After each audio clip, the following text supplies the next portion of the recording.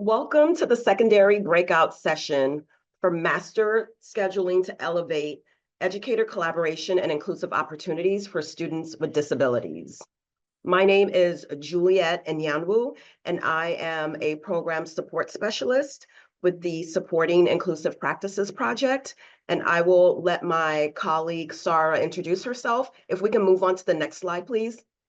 Hello, my name is Sarah James. I'm a program support specialist with El Dorado County Office for the Supporting Inclusive Practices Project. So a few housekeeping items before we get started and introduce our presenter today. So we will have two ASL interpreters, Heather and Joy. If you need ASL, please pin the interpreters so that you can see them. Since we have a short, limited amount of time for the presentation, please make sure that you are muted, but we would love to hear from you in the chat.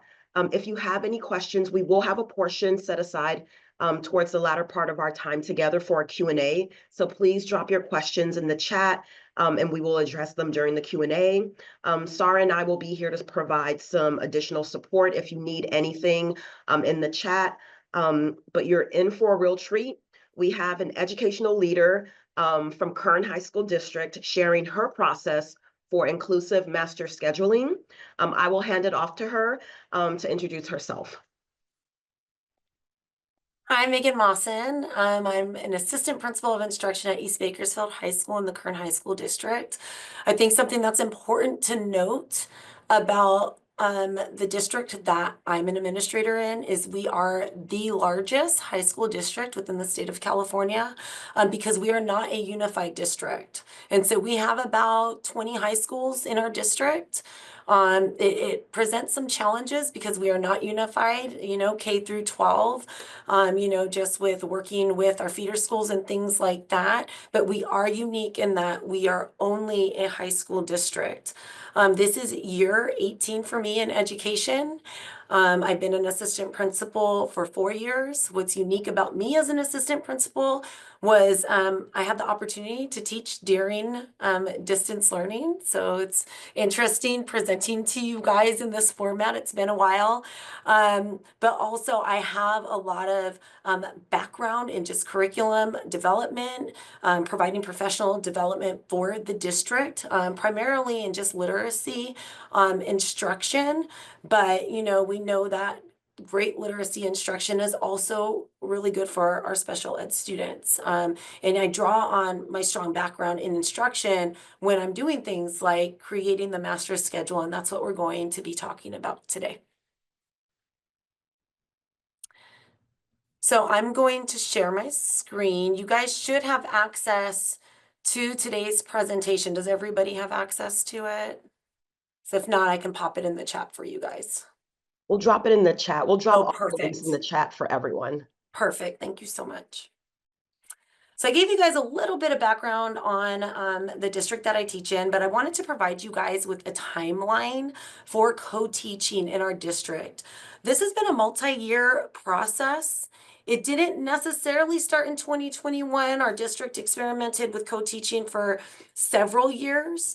Even at the school that I worked at, we had a few special education teachers that were co-teaching, even within the department that I was working in. But it really didn't get going in our district in the way that we see it now until 2020, 2021. That was during distance learning.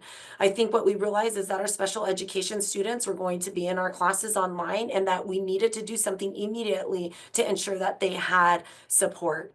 I'm not going to go over this entire timeline piece by piece, but what I wanted to tell you was that there's 3 really important things that have happened on this timeline. The first thing was introducing co-teaching within the district in a broader way.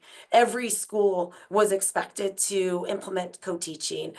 Most of our special ed teachers were expected to work with gen ed teachers in the classroom. Administrators were asked asked to start thinking about master scheduling and how they were going to support their co-teachers while they were going through this process. The other big thing that happened was training our administrators.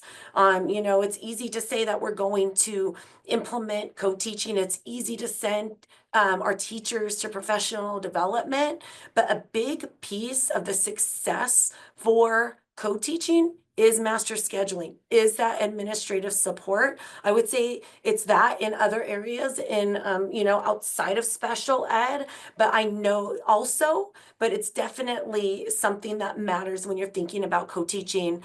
And then the last thing for my district specifically was our SPED teachers and how their contract changed. So prior to last school year, the SPED teachers in my district were given an office hour to, you know, do the tasks that SPED teachers need to do, to work on IEPs, to meet with students on their caseload. And starting in the year 2023, 2024, their contract changed and that extra hour was taken away.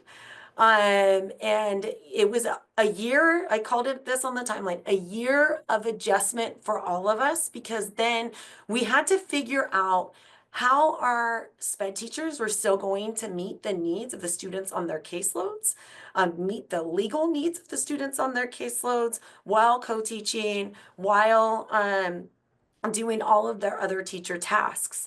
Part of that change was that our SPED teachers were given 3 hours per month. So within the first 30 days, when we have all of the IEPs in the first 30 days of school, they were allowed to take up to the entire 30 days if they needed to work on IEPs, you know, to make sure that they were doing our freshman meetings and things like that. And then after that, they could request up to 3 hours per month with admin approval to be out of the classroom on those days and to have like an office hour. Starting this school year, that was refined further. And teachers were given up to 53 hours in the school year to request after the first 30 days, so they can still get the first 30 days. But after that, up to 53 hours to request throughout the school year for when they needed office hour time. What's important about that is it made that time more flexible, so it wasn't just based on month. Because we know if you've been working in education for a while, you know that, you know, certain times of the year are busier for SPED teachers than others. So providing them with that flexibility of, you know, you choose how many hours you need per month, and if it's a busier time, you can request more. You know, it really helped our teachers in that way. As I go through the presentation, I'll explain kind of how that works so you have a better understanding of how our SPED teachers meet the needs of our students and meet the needs that are required of them by law. Megan, would it be possible for you to go into slideshow mode so folks can see? So can they not see it? Oh, well, just for it to be zoomed in, because we Let can. me see. Do that. Because I was in slideshow mode. Is it small? Oh, I think it's, yeah, you can go, and now we're seeing your notes. So I think the other, if it's Let me that, get out of that. Let me try yeah. it. Let's start over. Give me 1 second.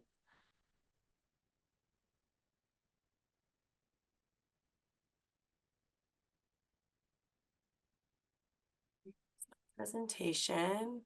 Okay, I'm going to click slideshow. How does it look? That's perfect. Thank you. Okay.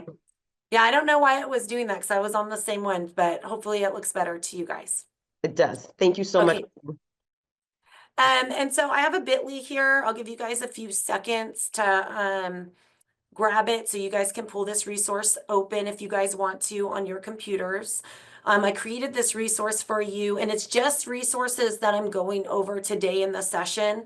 It's something that you can easily just save in your Google Drive if you want to go back to any of these resources later, or if you want to keep them open. And as I'm talking about these different items, I try to put them in the order that they're going to appear in the presentation, but it's just an easier way for you to just click and open it to see what I'm talking about as I go through the presentation today. While you guys are doing that, I just want to kind of outline today's presentation. I'm going to focus on 5 elements of master scheduling and 5 items that I knew that based off of surveys and based off of feedback that Juliet got of what administrators wanted to hear. So first, I'm going to talk about how I go about creating the master schedule around co-teaching. I'm going to talk about the importance of collaboration and within the co-teachers, but then also with counselors and things like that. I'll talk to you about case management and how we're working that in now that our SPED teachers don't have the office hour. We'll go over scheduling para educators. I'm one of 2 APAs or APs at my school. I'm the AP of instruction, then we have an AP of administration. She oversees our para educators, and we kind of work together on their schedule. But some of the resources she created around that are phenomenal, I think. And so I'm excited to share that information with you. And then the last thing that I will be talking about is just problem solving. We're always problem solving as administrators. We're always problem solving as educators, really. My big mantra as an educator is to fail forward. And so I chose a few items that I've had a problem solve around when it comes to co-teaching. So I'll be ending the presentation with that today. The first thing that I wanted to talk a little bit about was master scheduling. That's why you're here. That's the title of the presentation. I think the biggest thing with master scheduling that I learned that helps the most is data-driven decision making. And I know in education, when you say we need to be data-driven and we need to make our decisions based off of data, and that's the way it should be, but sometimes it can come off as cliche. But it's an actual something that you really, as an administrator, need to focus on when you're building an effective master schedule. Something that I start with is teacher preferencing. In a couple of weeks here, I'm going to be sending the entire staff a teacher preferencing Google form.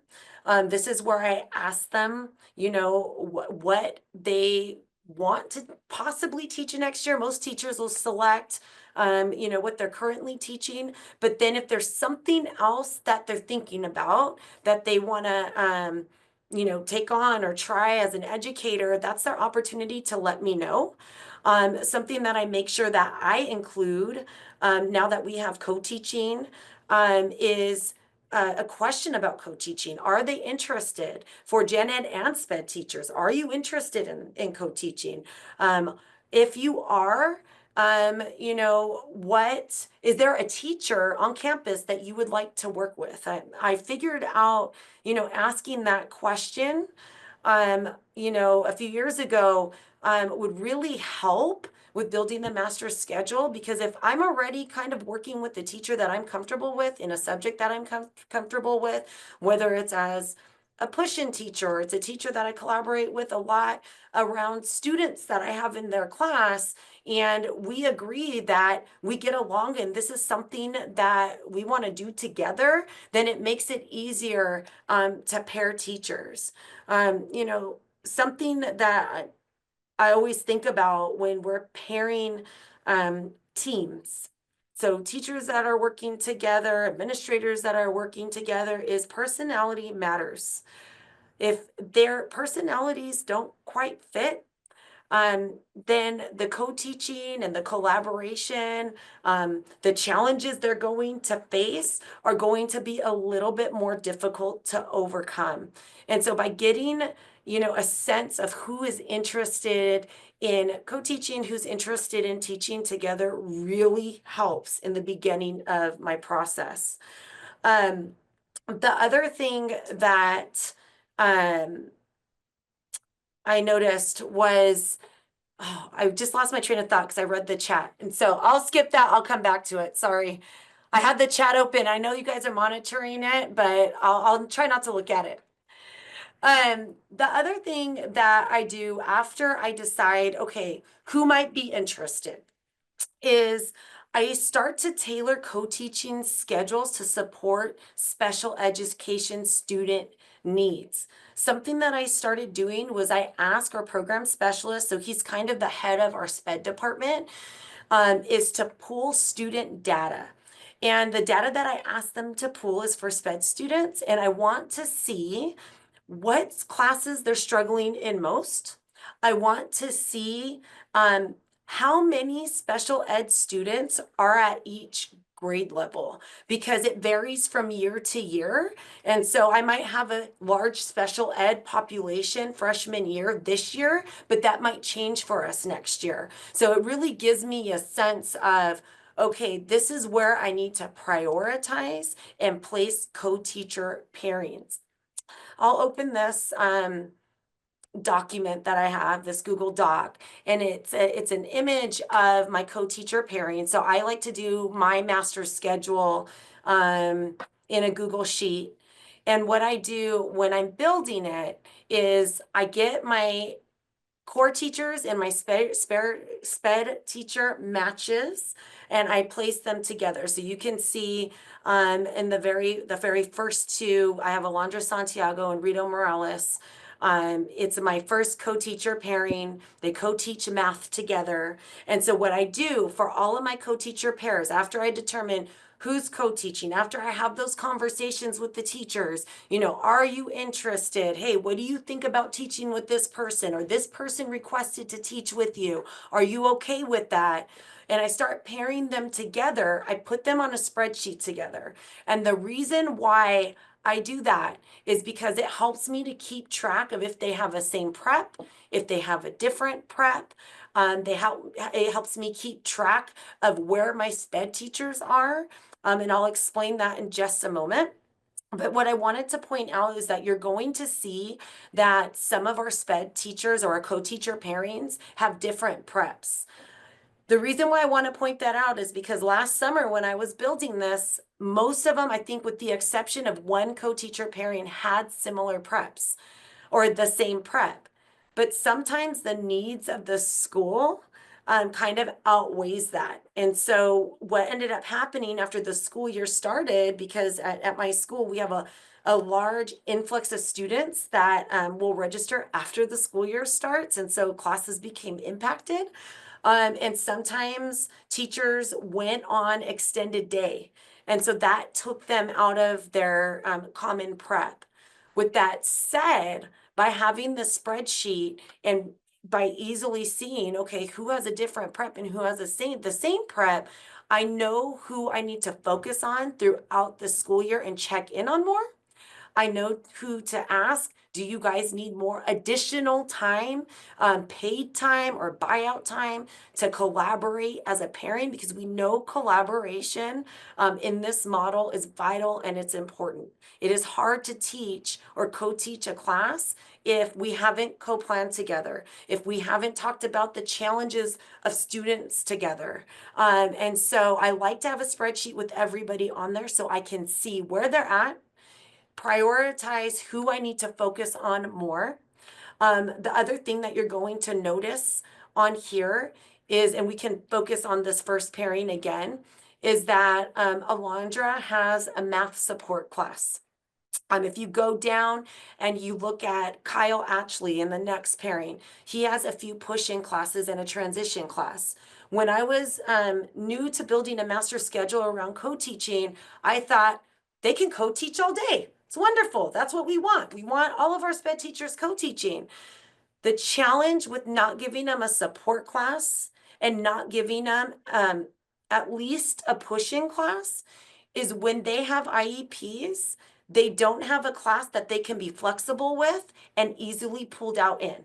What I was finding when everybody just had co-teaching all day was that it was hurting the co-teaching relationship, because that teacher, as a gen ed teacher that I'm now relying on, And, you know, we're sharing the load, and I'm expecting them to be here every day. They were constantly getting pulled out for IEPs, or they were getting pulled out for various meetings. And it was actually hurting the co-teacher relationship. They made it work. But what I found was if I give each SPED teacher at least 1 or 2 support classes, or a push-in class where they're still there to support, to help, to be in the classroom with another gen ed teacher, but they're not so relied on to where if they have to miss a lot, especially within the 30 days, that it's hurting the relationship because they're not there to build the relationship with the student or the teachers, and they're not there to build the relationship with the students.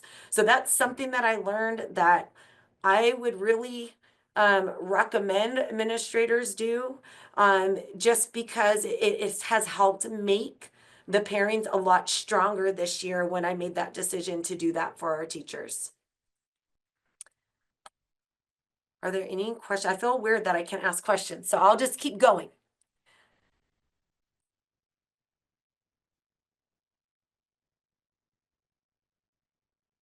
And then the last thing I wanted to talk about when it comes to building the master schedule is the master schedule's been built.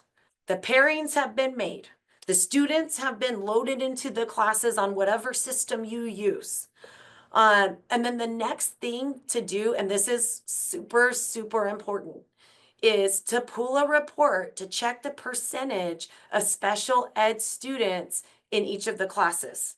And so our district, they kindly do this for us. They send it to all of the administrators. And I put a little snippet here so you guys can see it. Our goal as a district is to not have a gen ed class with over 30% of special ed students. And the reason why that's our goal is because when it gets too far above that, then it's starting to turn into not the least restrictive environment. If our goal is really to you know, support our special ed students, to put them in the least restrictive environment, to expose them to that gen ed instruction, then we have to be really careful of that. The other thing that I found is that if that percentage is too low, so you have a co-teacher pairing and there's one special ed student in the class, we're not utilizing our resources to the best of what we could be utilizing them at. So I would highly recommend that. I work closely with our counselors when we get this report. We talk about, you know, where I share with the counselors where my co-teacher pairings are. I talk to them about, hey, you know, this class is too high. Let's try to move some students. I work with the other assistant principal. So if a class has 30% of special ed students in it and it's not a co-taught class, then we try to get an IA in that class period. So this data is really important because it really does help not only make the co-teaching more valuable, right? Because if I'm a SPED teacher, I want to be in there to support all students, but also to support the SPED students who need it. But then it also, as administrators, tells us where our students need the most support. And so that data-driven decision-making, right? I started with that and I said, sometimes it can be cliche because, you know, I think people are like, oh, okay, let's look at the data. But with master scheduling and with what we do, especially as assistant principals or, you know, whatever your role is, looking at the data matters if it comes to making sure that our students have the most support to be successful academically, social emotionally, and at the end of the day, we want to see them graduate and be successful. So the second thing that I wanted to talk about is collaboration. It's the heart of effective co-teaching. It's really the heart of education. If you really think about it, especially in special ed, there's a lot of collaboration that goes on with para-educators, you know, with support services, with people coming on campus to work with our students. And collaboration is especially important when it comes to the co-teaching model. If you've ever been in a room and the collaboration wasn't really jiving, or there was tension in the room, or if you're going to evaluate a co-teaching pair, you can tell if the collaboration is taking place. And so something that we do to try to support that collaboration with our co-teachers is just a common prep period. They can work on student accommodations and modifications. They can talk about lesson planning. We had one co-teaching team that worked really hard this year on just classroom management, making sure they were on the same page classroom management wise, because they had different philosophies on that. But that collaboration, especially for that team, was super helpful and successful in their success with their students and in the classroom. Something that I noted earlier is sometimes the needs of the school interfere with the plans that we make with giving everybody a common prep period. And so providing teachers with paid collaboration time also helps. And so our district pays our co-teachers 1 hour per week to collaborate outside of the classroom. But at our school, we offer them, if they need additional time, they can request additional paid time, or they can request buyout time. So that's where we would pay for subs for them, and they would take a day or half a day to collaborate and have those discussions that they need to have. Professional learning teams. So at my school this year, we've really took a deep dive into the PLT model. We have a PLT coach from Solution Tree who is coming and working with all of our teachers. He's coming 5 times per year. Something that has really helped, I think, with our co-teaching is our SPED teachers attend those coaching sessions. Our SPED teachers attend. We have weekly PLT meetings. So every Monday, teachers meet for an hour after school in their PLTs, and our SPED teachers are attending. It's really important because they're a part of the conversation. If they are not comfortable with the subject area, even though, I try to ask them, like, where would you be most comfortable in science, math, history? If they're not comfortable, then they're in those discussions with the PLT. They're having those lesson planning discussions, talking about the content, talking about student learning, looking at student data.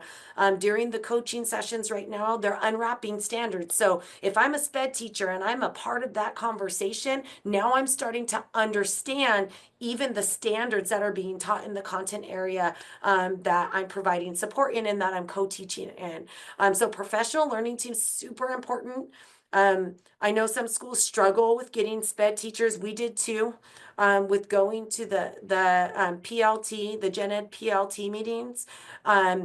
We've kind of just worked it in with our coaching. We've set the expectation for them. And now that I'm more strategically placing them with Gen Ed teachers, they're attending the PLT meetings, and it's actually been a really good experience for our teachers on our campus. And then just the final thing, this is something new that we're trying this coming year. It's a shared placement chart with our counselors. And so our counselors still work with our SPED students. Every student has a counselor, right? That's just tier 1, right? Everybody has access to a counselor. Our SPED students just get a little extra support from a case carrier. But it's hard because counselors are like, okay, like I'm going to work with the student. I'm going to build their schedule. If they need their schedule changed, I'm going to change it. But what we were finding is they didn't always know what support class the student needed. Or a special ed student would come in and say, I don't want to be in this class anymore. And it might be a support class that they have to be in based off of their IEP. And counselors were having to, reach out to the special ed department and ask them, like, hey, can I change the schedule? And so something that we co-created with our counselors for this coming school year is just a placement for special ed services. And so what it would be is each case carrier would be listed on here along with their caseload. And then as they're working this summer, so our case carriers get paid time to work this summer on their students and just, their scheduling and things like that, and any other needs that they might need for the kids on their caseload. As they're working this summer, we're going to ask them to complete this chart for every student on their caseload. It will be shared with our counselors. So as they're working with students, they know what the student's educational plan is. They know if there's a specific support class that the student has to have.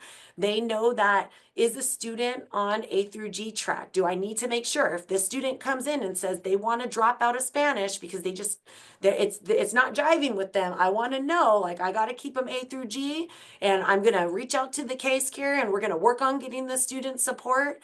But just giving the counselors the tools that they need to better support our sped students is something that we found was really needed. The other thing that I noticed, and I don't know if it's like this for you guys at your schools, is that there's almost a disconnect between counseling and case carriers. Like, they kind of work together, but I've noticed that it's not as collaborative as I would like to see. And so I feel like we've been working really hard as a team to build that bridge between counseling and case carriers. And I feel like adding this element, which everybody worked on and everybody agreed to, is really going to help us moving forward. And it's going to help us better meet the needs of the students that are on our campus.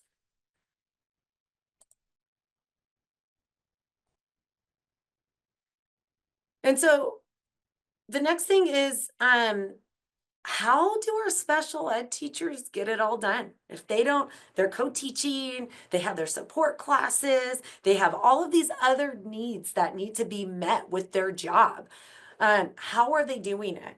And, this is something that we're still troubleshooting. Like I said, I started this presentation with, my mantra is we fail forward. When we come to a hurdle, we come to a stopping point. Okay, how can we readjust? How can we make these things better for everybody?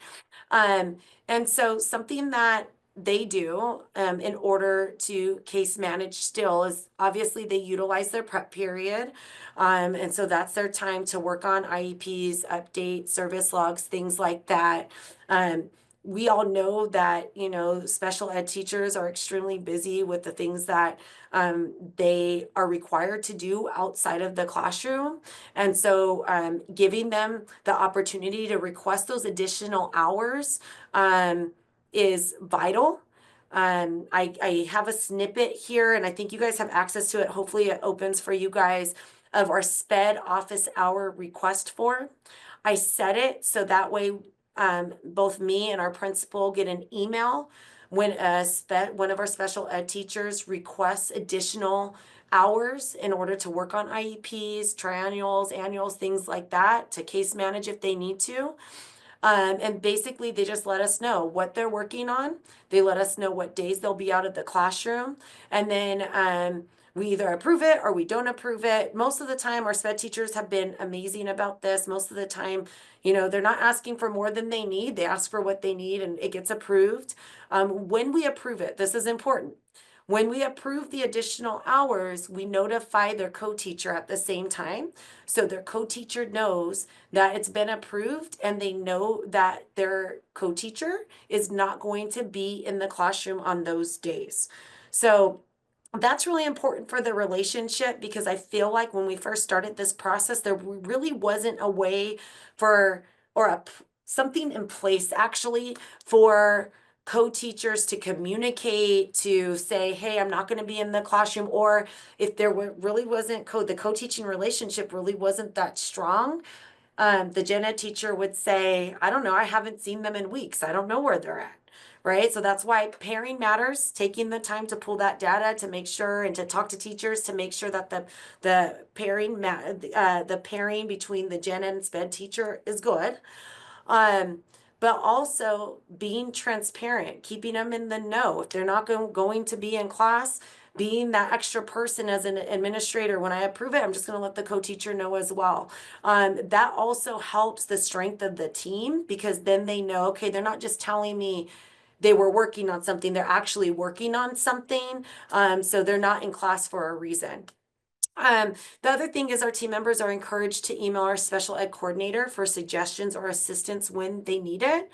I'll give you an example. Recently, we had one of our sped teachers who was really struggling on like a certain aspect of her IEPs, and she felt like she just needed more time, and he came and talked to me, and I bought her out for a half day. He sat with her, he worked with her one-on-one. They were able to get it done, and she felt like, oh my gosh, that time was so valuable. And it really benefited her in that way. So just letting the special ed teachers know, yes, the contract says you can only be out of the classroom for this amount of hours, but if you need additional time, it is okay to ask for help. It's okay to request it. It's okay to go to your special ed coordinator, and they can also provide that support that I can't because I wasn't a special ed teacher. So building also that collaboration and that relationship is important as well. For support and communication, just regular check-ins during monthly department meetings from our special ed coordinator. We have our department meetings scheduled like on a master calendar for our school. But if there's any time where our special ed coordinator needs to call an additional meeting, he will.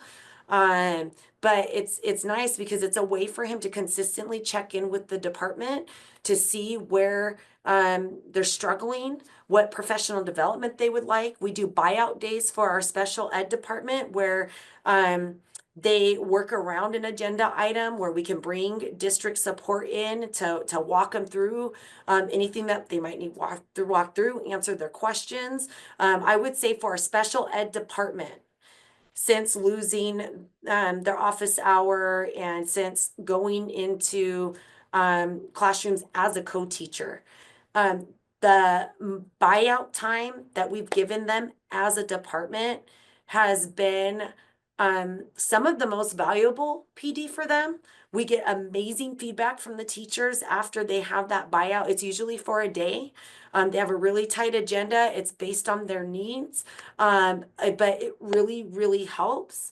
We try to do one a quarter. This year, they did one first semester. I know they're planning another one, but providing them with that time is, to me, and from what the feedback we get, is invaluable. I put a goal here in this last bullet. So their goal is to develop standardized tools and forms through PLT meetings and coaching sessions to enhance their efficiency and consistency. So they realize with the changes in the contract, with having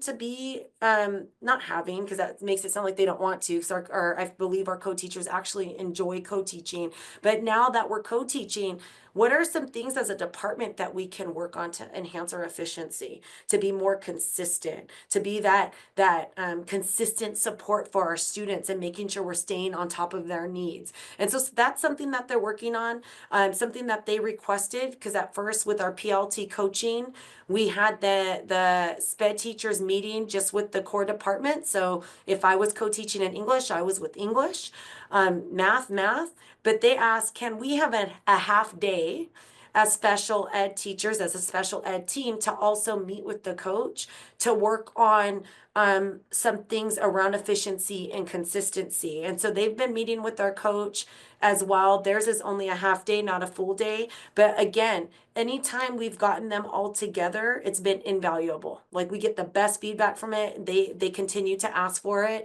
And as long as they continue to ask for it, we'll provide it. Megan, just a time check. You have about 3 to 4 minutes. Okay, yeah, I'm almost done.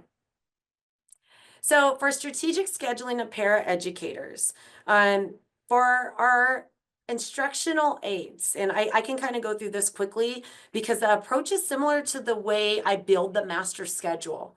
We pull reports. I was just talking to the other AP today.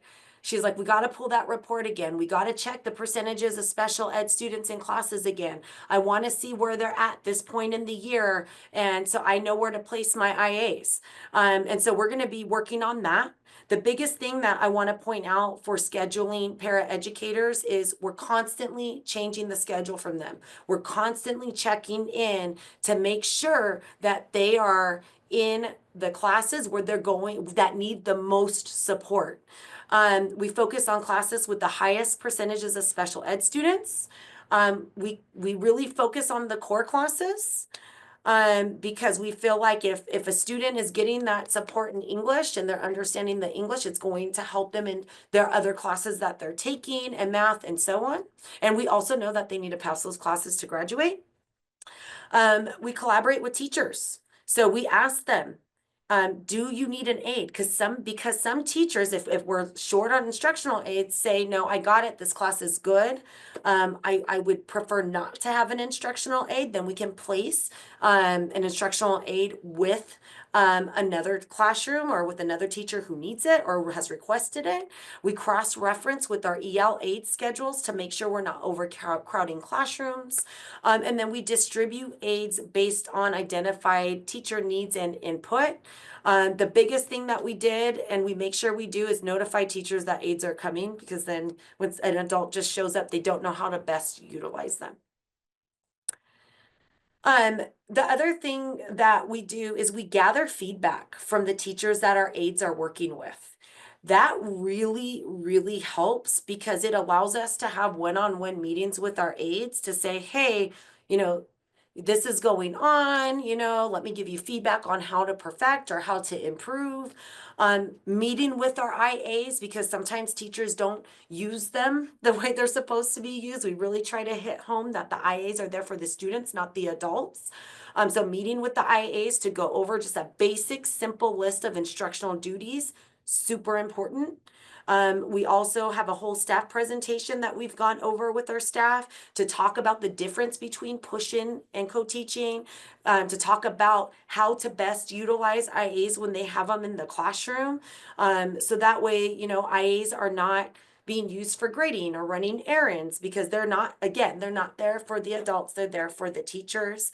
They're not there for the adults, they're there for the students. And so I'm kind of moving fast now, but I have all of the links available to you. So if you guys have questions about anything I included, I can go back to it.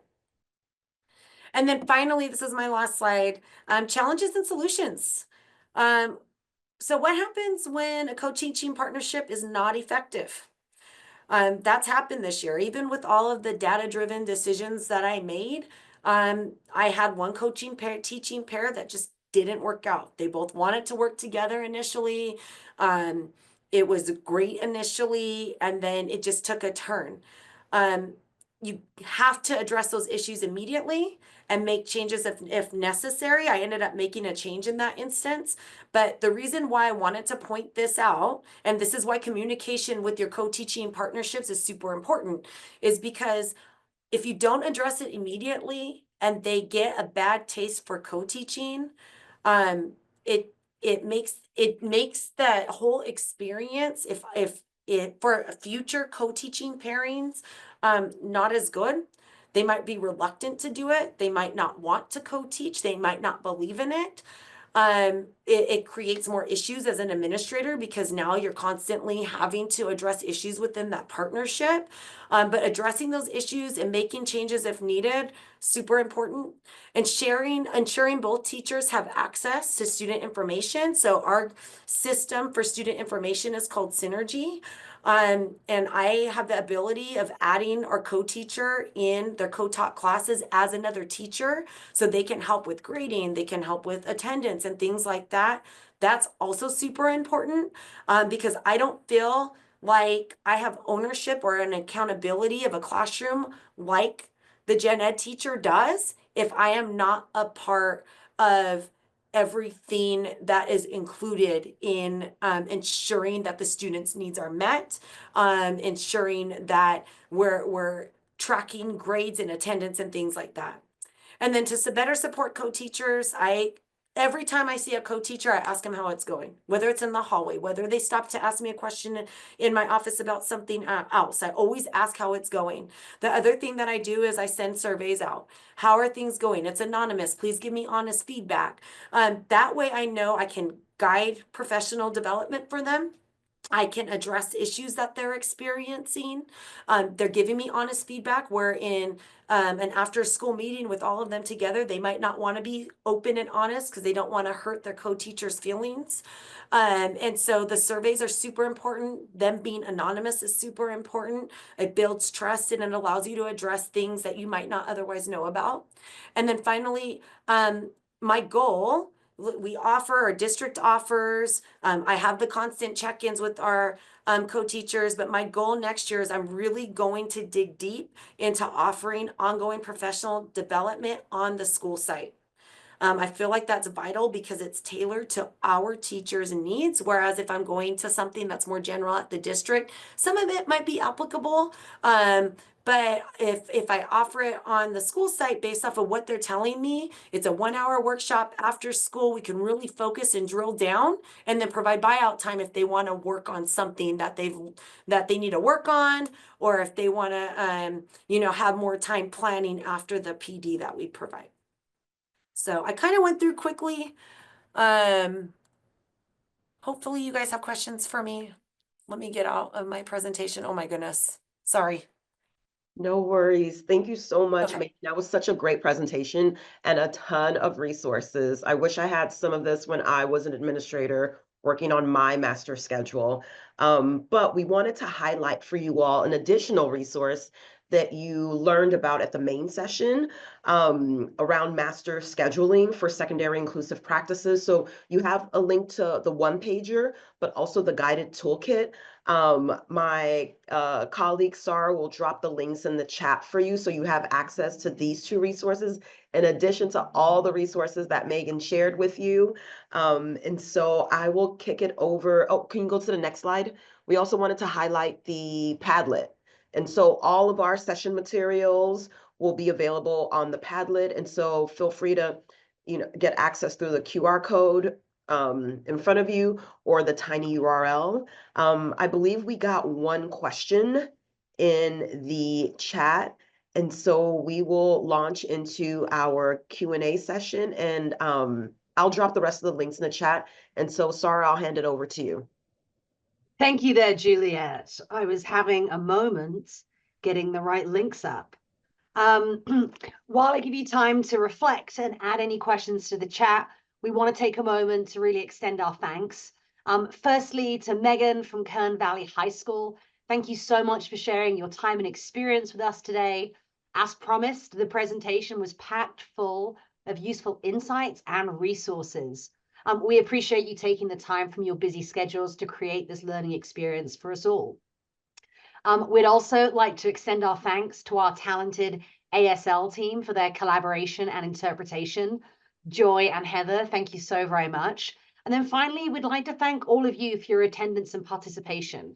Hopefully, this will have helped to identify some of the next steps in your inclusive master scheduling journey. And the master scheduling tool can be used to help you plan those out over the remaining school year.